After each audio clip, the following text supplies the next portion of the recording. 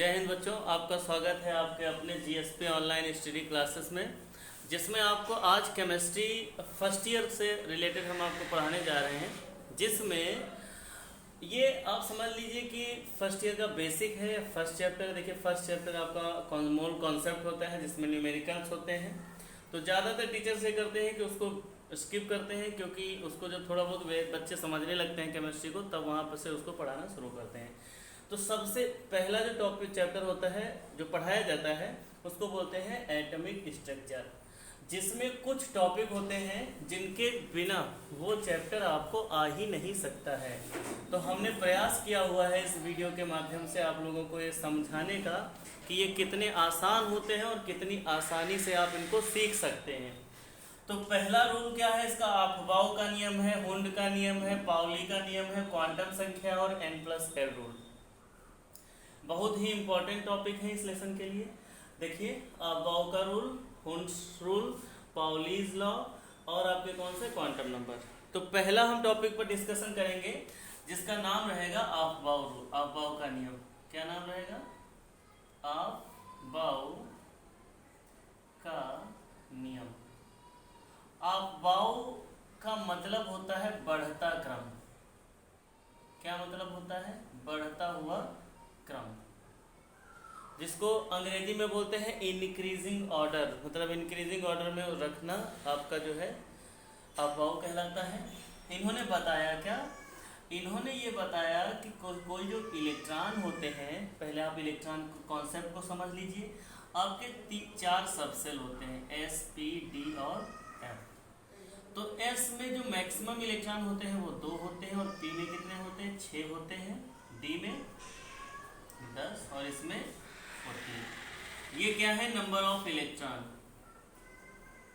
Number of electron है ये। और देखिए, अगर हम सब क्या बात करें, ऑर्बिट्स की बात करें, ऑर्बिट्स, तो ऑर्बिट्स का कॉन्सेप्ट ये होता है कि जिसमें जितना इलेक्ट्रॉन है उसका आधा कर दीजिए। इसमें देखिए कितना इलेक्ट्रॉन है? 2, तो उसका आधा 1 डब्बा बनेगा, 1 ऑर्बिट्स। इसमें बताइए इसके हिसाब से कितना बनेगा? 3, क्योंकि यहाँ पर कितना है? 6 इलेक्ट्रॉन है, आधा। डी में कितना बनेगा? 10 इलेक्ट्रॉन है, 10 का आधा करेंगे 5, 1 2 3 4 5। एफ आ जाओ, कितना बनेगा भैया? 7 बनेगा, 1 2 3 4 5 6 7। बात समझ पा रहे हैं ना आप लोग कि जब एस है 2 इलेक्ट्रॉन तो ऑर्बिट्स होगा 1, पी है 6 इलेक्ट्रॉन ऑर्बिट्स होगा 3, डी है 10 इलेक्ट्रॉन ऑर्बिट्स होगा 5, एफ है 14 तो ऑर्बिट्स होगा 7। ओके, चलिए आगे बात करते हैं। ऑर्बिट्स में जो इलेक्ट्रॉन होते हैं, आप ध्यान रखिएगा, किसी भी ऑर्बिट्स में मैक्सिमम इलेक्ट्रॉन कितना होता है? 2। इससे ज़्यादा किसी भी ऑर्बिट्स में आप इलेक्ट्रॉन नहीं रख सकते हैं, और दोनों इलेक्ट्रॉन एक अपने अलग अलग डायरेक्शन में रहते हैं। मतलब एक क्लॉकवाइज होता है और एक एंटी क्लॉकवाइज होता है। ऐसे ऑर्बिट्स में इलेक्ट्रॉन भरे जाते हैं। तो चलिए, ऑर्बिट्स की बात हो गई है, तो अब हम आगे पढ़ते हैं कि जो है किस प्रकार से ये एसपीडीएफ आते हैं। ठीक है, कहाँ से आए हैं, कहाँ जाएंगे, कहानी क्या है।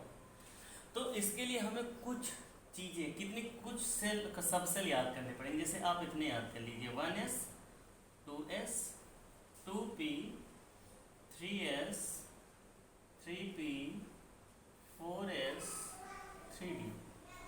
इतना केवल याद कर लीजिए, क्योंकि इतना आप याद कर लेते हो तो 30 एलिमेंट आप फिल कर सकते हो। होते आगे भी हैं, लेकिन आप यकीन मानिए कि इतने तक अगर कॉन्सेप्ट क्लियर कर लेते हैं तो आगे सब तैयार हो जाएगा इससे रिलेटेड। ठीक, आगे के सेल्स क्या है, मतलब सबसेल क्या है, वो भी आप क्या है जान जाएंगे बहुत ही आसानी से। तो चलिए, इन्हीं के हिसाब से हम इलेक्ट्रॉन को भरना शुरू करते हैं, और यही अफबाउ रूल है कि जो इलेक्ट्रॉन भरे जाएंगे वो एनर्जी लेवल के इंक्रीजिंग ऑर्डर में भरे जाते हैं। यही अफबाउ का नियम है छोटी भाषा में। जो इलेक्ट्रॉन का भरना होगा वो सबसेल के इंक्रीजिंग ऑर्डर में भरा जाता है। अब चलिए, जैसे हम हाइड्रोजन उठाते हैं, एक होता है ना, तो इसी में तो आएगा। देखिए, इनके पास 2 हो सकते हैं।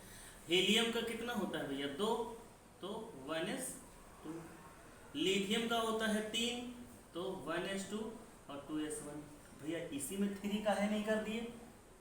तो तो भैया एक s में जो मैक्सिमम इलेक्ट्रॉन होता है वो 2 होता है, ध्यान रखिएगा। 2 से, देखिए जिस सब सेल में जितना इलेक्ट्रॉन है उससे कम रख सकते हैं बट उससे ज़्यादा नहीं रख सकते हैं, इसको ध्यान रखिएगा। तो इसी के अकॉर्डिंग जब ये भर गया तो हमने अगला इलेक्ट्रॉन अगले में भेज दिया। बेरिलियम पर अगर आते हैं तो 4 होता है, भर करके क्या लिखेंगे 1s2 और 2s2 लिखेंगे। फिर आता है बोरॉन, कितना होता है भैया 5 होता है, क्या लिखेंगे 1s2 और 2s2 भैया 2p1 लिखेंगे, क्योंकि देखिए पहले 1s आया फिर 2s आया, अब क्या आया 2p। जब ये भर जाएगा 3s उठा लेंगे, ये भी भर जाएगा 3p उठा लेंगे, फिर 4s उठा लेंगे, 3d उठाएंगे, ऐसे ही आगे क्रम को बढ़ाते रहेंगे। कार्बन आता है भैया तो क्या करेंगे 1s2 2s2 और 2p2, ठीक है। अब कहीं कहीं से ले लें, जैसे मान लेते हैं हमने सोडियम से ले लिया 11 होता है, तो क्या भरा जाएगा 1s2 2s2 2p6 3s1, देखो तो 2 2 4 6 4 10 11 है ना भाई। जब p में 6 के 6 भर गए तो अगला इलेक्ट्रॉन हमको अगले सबसेल में भेजना ही होगा, तो p के बाद क्या आएगा 3s, ये उठा लिए। अब क्लोरीन भर लो 17, तो क्या भरोगे 1s2 2s2 2p6 3s2 3p6 और 3p6 क्यों 3p5 चेक कर लेते हैं। 2 2 4 6 4 10 12 5 17, देखिए ना। तो इसी क्रम से आपके इलेक्ट्रॉन जो है किसी भी सबसेल में भरे जाते हैं। आप प्रयास अगर करना कभी भी तो नंबर 1 से प्रयास करिएगा, आसानी से आप इनको फिल कर लेंगे, ठीक है। उम्मीद है कि आपको ये अफबाउ रूल समझ में आ गया होगा। अफबाउ रूल यही कहता है कि इलेक्ट्रॉनों के मतलब सबसेल के इंक्रीजिंग ऑर्डर में इलेक्ट्रॉन भरे जाते हैं। जब किसी सबसेल जब कोई सबसेल कंप्लीट हो जाता है तो जो अगला इलेक्ट्रॉन होता है वो अगले वाले सबसेल में भेज दिया जाता है, ठीक है। हम उम्मीद करते हैं कि आपको समझ में आया होगा ये वाला रूल कौन सा अफबाउ। तो इसको हम क्या कर देते हैं रब कर देते हैं। तो अगला जो भैया नियम आएगा वो जानते हो कौन सा आएगा, हम आपको बताएंगे क्वांटम संख्या। कुंड का पाउली का तो अभी रुक करके हम आपको बताएंगे कौन सा क्वांटम संख्या। क्वांटम संख्या जिसको क्या बोलते हैं क्वांटम नंबर।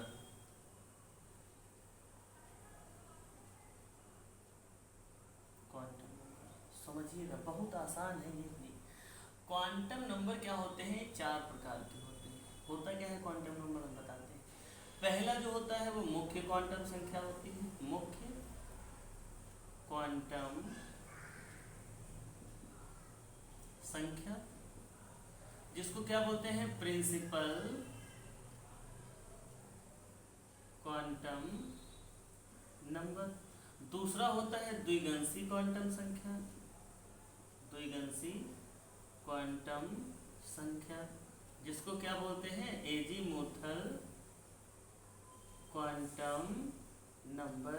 फिर क्या होता है चक्रीय क्वांटम संख्या, नहीं चुंबकीय क्वांटम संख्या, चुंबकीय क्वांटम संख्या, इसको क्या बोलते हैं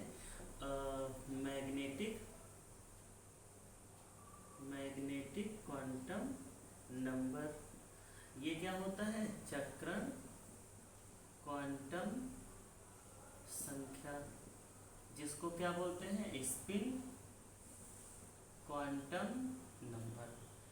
ये 4 प्रकार के होते हैं बेटा। अब पहले जान लेते हैं क्वांटम नंबर क्या होते हैं। जो हम बोल रहे हैं उसको आप अपनी डेफिनेशन भी बना सकते हैं। देखिए क्वांटम नंबर क्या होता है किसी भी इलेक्ट्रॉन की एग्जैक्ट पोजीशन के बारे में। पोजीशन में सब कुछ आ गया, कौन से सब सेल में है, कौन से सेल में है, कौन से डायरेक्शन में है, ठीक है। तो इन सभी के बारे में जो जानकारी देता है वो क्वांटम संख्या कहलाता है। क्वांटम संख्या जो है वो बेटा 4 प्रकार के होते हैं। पहला कौन सा मुख्य क्वांटम संख्या, द्विगंशी क्वांटम संख्या, चुंबकीय क्वांटम संख्या और चक्रण क्वांटम संख्या। अंग्रेजी में कहें तो principal quantum number, azimuthal quantum number, magnetic quantum number, spin quantum number. Okay बेटा। मुख्य क्वांटम नंबर जो होती है वो किसी भी इलेक्ट्रॉन के सेल को डिनोट करती है। किसको सेल को। और सेल को यहाँ से स्मॉल n से रिप्रेजेंट किया जाता है। ठीक है, तो हम बात करेंगे कि सेल आखिर होता क्या है। बस इतना हो गया, मुख्य क्वांटम संख्या के बारे में इतना ही जानकारी रखिए कि मुख्य क्वांटम संख्या प्रिंसिपल क्वांटम नंबर वो किसी सेल को रिप्रेजेंट करती है और सेल को हम स्मॉल n से डिनोट करते हैं। सपोज करिए कि हमने कहा 19 नहीं 7 सोडियम का 7 एटॉमिक नंबर है और हमने कहा कि इसका इलेक्ट्रॉनिक 1s2 2s2 2p3। तो ये वाला जो नंबर है भैया सब सेल में जो नंबर होते हैं ये वाला, तो यही इनका प्रिंसिपल क्वांटम नंबर हो जाएगा। सीधी बात है कि प्रिंसिपल क्वांटम, अभी इनके जब हम क्वेश्चन लगवाएंगे वहाँ पर आपको क्लियर हो जाएगा। तो प्रिंसिपल क्वांटम नंबर क्या होता है, किसी के सेल को रिप्रेजेंट करता है। तो जो द्विगंशी क्वांटम संख्या होता है जिसको हम एजीमुथल बोलते हैं, ये किसी के सब सेल को रिप्रेजेंट करता है। किसको भैया, सब सेल को रिप्रेजेंट करता है। इसको स्मॉल l से डिनोट करते हैं। l के लिए l का वैल्यू जो n के लिए होगा वो क्या होगा, 0 से n-1।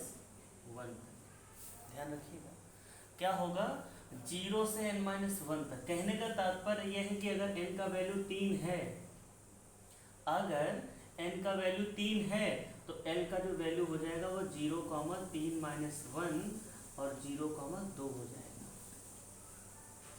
ब्रैकेट नहीं, कोई कोऑर्डिनेट नहीं लगा रहे, 0,2 हो जाएगा। आप लोग समझ रहे होंगे बहुत आसानी से।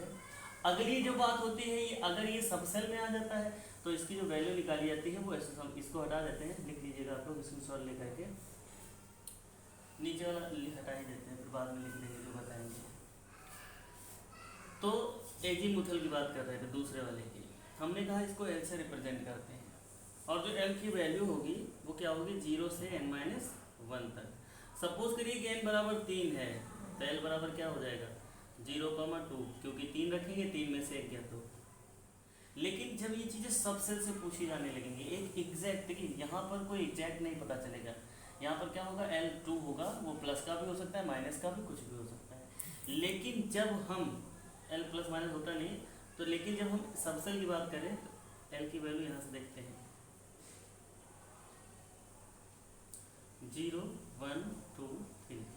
अगर जब आपसे ऑर्बिटल से मान लो पूछा जाने लगेगा कि कह दिया जाए बताइए इसका क्या होगा, 1s2 के लिए l का वैल्यू, तो देखिए s है ना, तो s के लिए l का वैल्यू क्या होता है हमेशा 0, याद रखिएगा। s के लिए l का वैल्यू 0, p के लिए l का वैल्यू 1, d के लिए l का वैल्यू 2, f के लिए l का वैल्यू 3। याद रखिएगा, यही सबसे ज़्यादा इम्पोर्टेंट होता है जो आपसे आगे क्वेश्चन में पूछा जाता है। आगे की अगर हम बात करें तो देखिए आगे जो होता है मैग्नेटिक क्वांटम नंबर होता है। कौन सा, मैग्नेटिक क्वांटम नंबर, जो रिप्रेजेंट करता है किसको, स्मॉल m से। स्मॉल m से इसको रिप्रेजेंट किया जाता है। ये किसी इलेक्ट्रॉन के मैग्नेटिक फील्ड को डिराइव करता है। किसको बताता है, मैग्नेटिक फील्ड को बताता है। चलिए m की वैल्यू जो l के लिए होगी वो -l से +l तक होगी। कहाँ से, -l से +l तक, और बीच में 0 भी रहेगा। कैसे, जैसे मान लें कि आपका l का जो वैल्यू आया है वो 0,2, तो 0 से मतलब है नहीं, 2 उठा लेते हैं, तो -2, -1, 0, +1, +2 ऐसा होगा भैया। देखिए ना क्या हमने कहा है, -l से, मतलब जितना भी l आए उसको आप यहाँ शुरू करिए माइनस से प्लस तक। सपोज करिए 3 होता अगर, तो यहाँ पर क्या हो जाता है, -3, और यहाँ +3 और बढ़ा देते हैं। बात समझ पा रहे हैं। तो इस तरीके से m की वैल्यू निकाली जाती है। तो ये तो हो गया डायरेक्ट। लेकिन जब ऑर्बिटल से आएगा, जैसे कि हमने l का बताया था, वो देखिए कैसे होगा। वो कुछ इस तरीके से होगा कि m का वैल्यू s के लिए जो होता है, s के लिए वो हमेशा 0 होगा। किसके लिए, s के लिए हमेशा 0 होगा। और ये याद रखिएगा, अभी जब न्यूमेरिकल लगवाएंगे तो बहुत काम आने वाले हैं। p के लिए जो होता है भैया, p के लिए वो क्या होता है, -1, 0, +1। अगर इस ऑर्बिट्स में कोई इलेक्ट्रॉन है तो वो -1, इस ऑर्बिट्स में है 0, इस ऑर्बिट्स में है तो +1। डी के लिए अगर बात करें m की वैल्यू 1 2 3 4 -2 -1 0 +1 और +2 ये किसके लिए है? डी के लिए। मतलब जिस ऑर्बिट्स में जो होगा वहाँ पर m की वैल्यू उसकी वो रिप्रेजेंट करी जाएगी। f के लिए अगर हम बात करें, f के लिए 1 2 3 4 5 6 7 1 2 3 4 5 6 7 क्या हो जाएगी ये? -3 -2 -1 0 +1 +2 एंड +3। ठीक है, कोई दिक्कत है यहाँ पर? नहीं है। चलिए, तो यहाँ पर ये स्क्रीनशॉट ले लीजिएगा इसको और ज़रूर लिख लीजिएगा, क्योंकि ये सबसे ही ज़्यादा इम्पोर्टेंट बातें हैं जो आपको आगे न्यूमेरिकल में बहुत ज़्यादा काम आने वाली हैं। आगे की अगर हम बेटा बात करें तो आता है स्पिन क्वांटम नंबर। कौन सा होता है? Spin quantum number. इसको जो है स्मॉल s से रिप्रेजेंट करते हैं। डायरेक्ट वाले सवाल में तो ये ±1/2 होगा। डायरेक्ट वाला कैसे? जैसे हमने कहा कि n बराबर 4 है तो l m s की वैल्यू बताइए, तो आप कहोगे l बराबर 0, n-1 और 0,3, क्योंकि n 4 रखेंगे घटाएंगे 3। m पूछेंगे तो कहोगे -3 -2 -1 0 +1 +2 और +3। अच्छा, और जब हम पूछेंगे s तो आंखें बंद करके ±1/2। s हमेशा ऐसे सवालों के लिए प्लस और माइनस ही रहेगा। क्यों रहेगा? क्योंकि भैया हमको जब इलेक्ट्रॉन के एग्जैक्ट सबसेल वगैरह नहीं पता है तो हम इलेक्ट्रॉन का ये पोजीशन बताता है, ये बताता है कि ये क्लॉकवाइज है, सॉरी कि ये इलेक्ट्रॉन क्लॉकवाइज है या एंटी क्लॉकवाइज है। अगर क्लॉकवाइज है तो उसके लिए +1/2 है, एंटी क्लॉकवाइज है तो उसके लिए -1/2 है। लेकिन ऐसी कंडीशन में क्या कुछ पता है कि कहाँ पर है इलेक्ट्रॉन की एग्जैक्ट पोजीशन? तभी ये प्लस भी हो सकता है और माइनस भी हो सकता है, तभी यहाँ पर इसको +-1/2 लिख दिया जाता है। ठीक है बेटा, तो क्या करते हैं, आपके क्वांटम नंबर के चारों ही नियम खत्म हो जाते हैं। अब आइए देखते हैं इसके न्यूमेरिकल कैसे बनते हैं, सवाल कैसे बनते हैं। जैसे समझिए, अगर हमने कहा कि n बराबर 5 के लिए चारों क्वांटम नंबर बताइए, तो आप कहोगे कि l बराबर हो जाएगा 0,n-1 और तो बराबर 0,4, क्योंकि 5 में से 1 गया 4। m कहोगे तो -4, -3, -2 0 +1 +2 और +3। फिर जब s कहोगे तो हमने कहा आंखें बंद करके +1/2 कर दीजिए, ±1/2। कोई दिमाग थोड़ा लगाना है, ऐसे मजा आ गया। हटाएं। अब चलिए आते हैं किस पर भैया, इस वाले सवाल में। हमने कहा कि क्लोरीन का इलेक्ट्रॉनिक विन्यास जो है बना करके उसके 15वें या उसके लास्ट इलेक्ट्रॉन का क्वांटम नंबर बता दीजिए क्या होगा। चलिए बनाते हैं। 1s2 2s2 2p6 3s2 3p5। Check कर लेते हैं। 2 2 4 6 4 10 2 12 5 17, यही वाला तो है जिसमें 5वां इलेक्ट्रॉन है, तो इन्हीं को भैया उठा लेंगे पूरे। तो देखिएगा n बराबर 3, क्योंकि ये सेल होते हैं, ये सेल होते हैं। हमने कहा तो सेल ही प्रिंसिपल क्वांटम नंबर को रिप्रेजेंट करता है। तो n बराबर कितना? 3। l बराबर भैया कितना? p है। देखिए याद करिए, हमने ऐसे लिखा था 0 1 2 और 3। तो बताइए l कितना है? 1 होगा। p के लिए कितना होता है? 1। अब जब बात होती है m की, तो m के लिए डब्बा बनाए थे हमने कहा 3 डब्बे होते हैं, -1 0 +1। तो 1 electron 2 electron 3 electron 4 electron 5 electron, 5वां इलेक्ट्रॉन कहाँ है? तो ये 0 हो जाएगा। s का वैल्यू ये नीचे की ओर है, तो यहीं के पास हमको ज़रूरत पड़ गई हुंड के नियम की। यही समझा देते हैं हुंड का नियम क्या है। देखिए हुंड्स लॉ, हुंड्स लॉ बहुत आसान है, समझिएगा थोड़ा मन लगा करके। हुंड्स लॉ ये कहते हैं कि किसी भी ऑर्बिट्स में, मान लेते हैं ये आपका 3 ऑर्बिट्स है p ब्लॉक के लिए, किसी भी ऑर्बिट्स में आप एक से अधिक इलेक्ट्रॉन, मतलब सेकेंड इलेक्ट्रॉन तब तक नहीं रख सकते हो जब तक कि उसके सभी ऑर्बिट्स में एक इलेक्ट्रॉन पहुंचा ना दो। ध्यान से सुनिएगा, किसी भी ऑर्बिट्स में आप दूसरा इलेक्ट्रॉन तब फिल कर सकते हो जब आप सभी ऑर्बिट्स में एक इलेक्ट्रॉन पहुंचा आए हो तब। ये किसके लिए फॉलो होता है? जब एक से अधिक ऑर्बिट्स हो तब। तो सपोज करिए कि आपके पास 3p5 मिल गया या 3p4 मिल गया, और आपने क्या किया होशियारी से कि 2 और 2 भर गए, 4 हो गए ना, 1 2 3 4। तो हुंस ने कहा नहीं, गलत है। आपके पास 4 थाली है, ये देखिए 1 2 3 और 4 थाली हैं आपके पास, ऐसे रख देते हैं। ये 4 थाली हैं, आप चारों थाली में जब तक एक एक रोटी नहीं पहुंचा सकते हो तब तक इकट्ठे एक थाली में दोनों को नहीं रख सकते हो। रख दोगे तो गलत हो जाएगा, यही हुंड का नियम समझिए। जैसे हमने कहा कि 3p4 है, अब चारों इलेक्ट्रॉन कैसे भरोगे? 1 2 3, हटाओ ये कुछ नहीं होता ऐसा, और चौथा तब आएगा दूसरा। हुंड का नियम समझ गए कि किसी भी ऑर्बिट्स में आप सेकेंड इलेक्ट्रॉन तब भर सकते हैं जब आप प्रत्येक ऑर्बिट्स में एक इलेक्ट्रॉन पहुंचा दीजिए। और एक चीज़ और भी ध्यान दीजिए, बहुत होशियार लोग होते हैं, कहेंगे ऐसे पहुंचा देंगे तो ऐसे कहेंगे एक हम ऊपर रखेंगे, पहुंचा तो है भाई अकॉर्डिंग टू हुंड्स लॉ जो अभी तक हमने बताया उसके हिसाब से तो सही है, एक ऊपर रखेंगे एक नीचे रखेंगे, एक ऊपर रखेंगे, है तो एक है। लेकिन यहाँ पर एक बात उन्होंने और भी कही थी कि उनका डायरेक्शन भी सेम होना चाहिए। मतलब आप इलेक्ट्रॉन रखोगे उसके साथ साथ उनका जो स्पिन का डायरेक्शन है वो भी सेम ही होना चाहिए। ऐसा तो नहीं एक ऊपर को कर दें एक नीचे कर दें, ऊपर कर दें, खेल थोड़े चल रहा है, ठीक है। और तब जो नीचे इलेक्ट्रॉन भरा जाएगा उसमें भी सेम स्पिन के भरे जाएंगे। ये था Hund's law.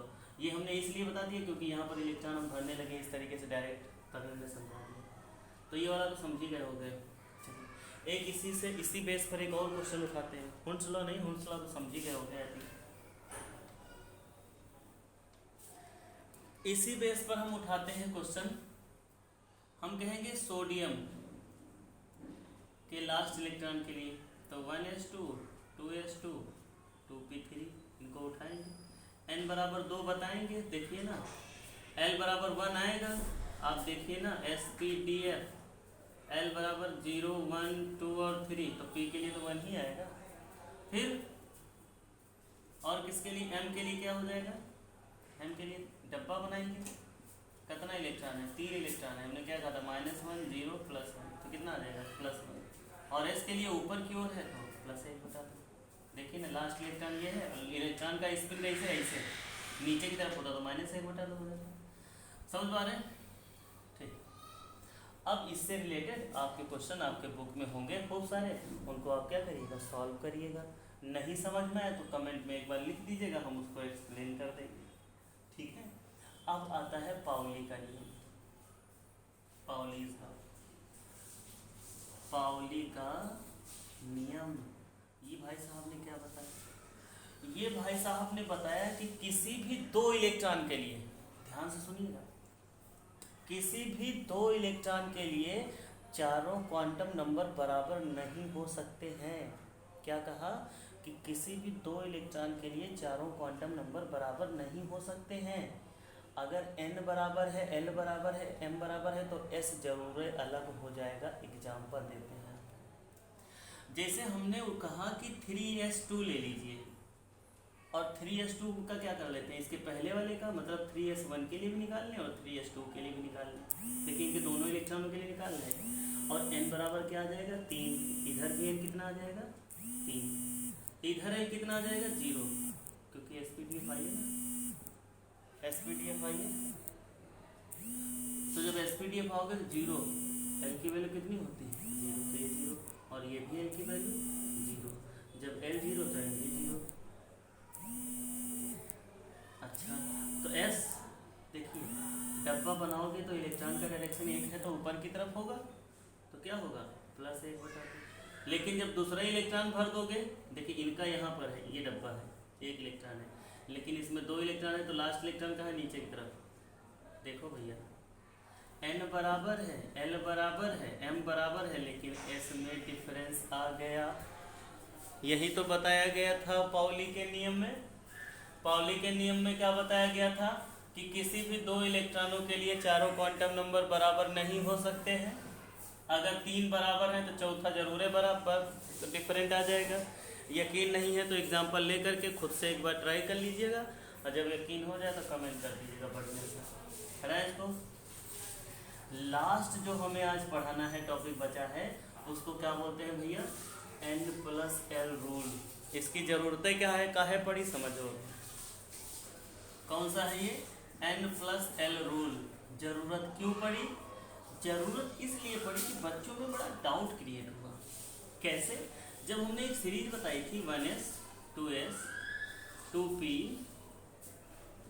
3s 3p 4s 3d, तो हम जानेंगे कैसे कौन एनर्जी ज़्यादा लेवल का है। तो देखिए इनसे जानेंगे, इनसे जिनका जितना बड़ा नंबर वो उतने ही ज़्यादा एनर्जी लेवल थे। तो बच्चों के दिमाग में आया कि सर ये तो बड़ा है पहले आएगा, छोटा है बाद में हो गया तो गलत हो गया। तो हमने कहा नहीं नहीं, गलत नहीं है, N+L रूल आया है इनके लिए। तो बच्चों ने कहा सर बताइए क्या है N+L रूल। तो हमने कहा जरूर बताएंगे, अवश्य बताएंगे। तो डाउट किसमें था, 4s और 3d। चलिए, तो N+L रूल, N+L और N+L। अच्छा देखिएगा, बताइए इनके लिए n कितना है, इनके लिए n है 4, ठीक, n लिख लेते हैं 4 है। और l कितना है 0, S0 होता है, हमने पीछे भी जो रूल बताया उनको थोड़ा ध्यान दीजिए।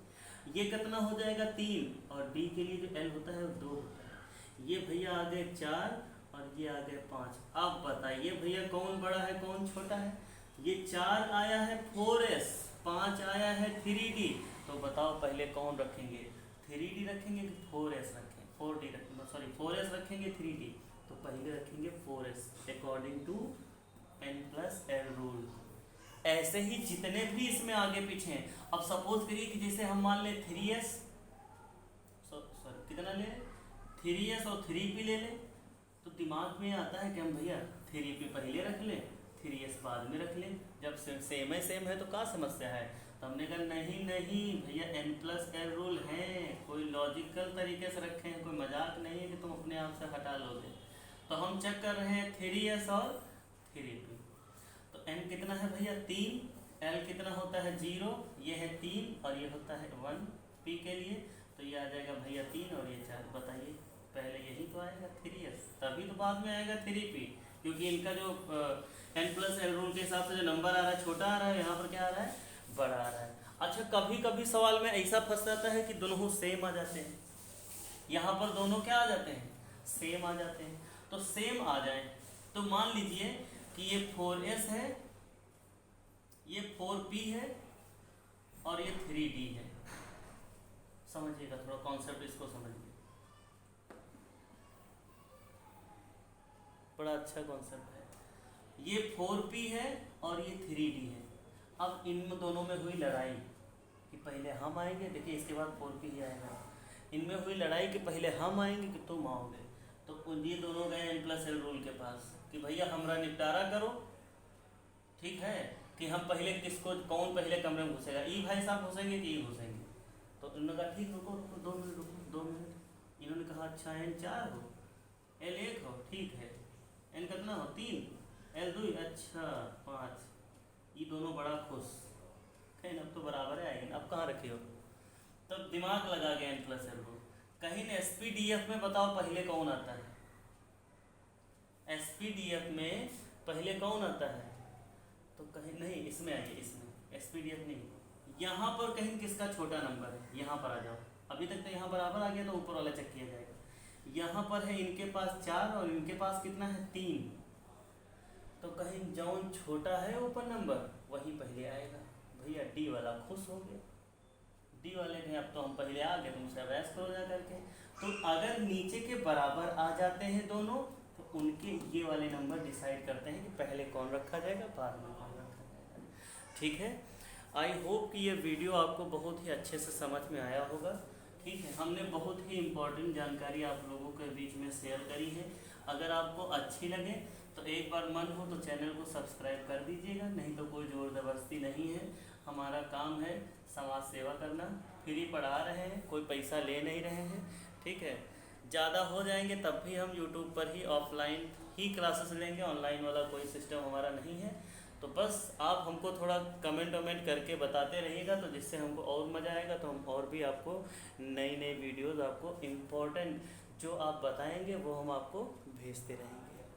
ठीक है, तब तक के लिए जय हिंद, मस्त रहिए सब लोग, पढ़ते रहिए एंजॉय के साथ में। Good night.